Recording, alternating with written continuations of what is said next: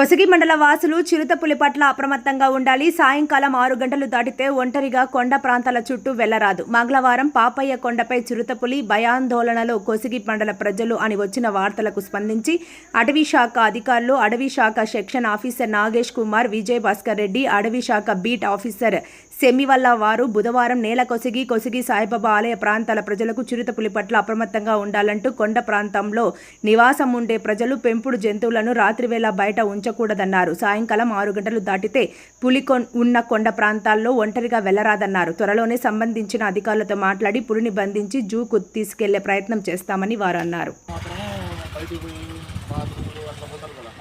అట్లా ఒక్కరు పోదండి, ఇద్దరు అట్లా పోండి. ఎందుకంటే కనపడే కాబట్టి అది తిరుగుతూ ఉంటుంది, సంచరిస్తుంటుంది. కాబట్టి మన జాగ్రత్తలో మనం ఉండడం మంచిది. ఏదైనా మీకు ఇన్ఫర్మేషన్ అట్లా ఏదైనా కనపడినట్టు తెలిసిందా నా నెంబర్ తీసుకోండి, నాకు ఫోన్ చేసి చెప్పండి. మేము దానికి ఏదో చేయాలో మేము చేస్తాం, డిపార్ట్మెంట్ వాళ్ళు చేస్తాం.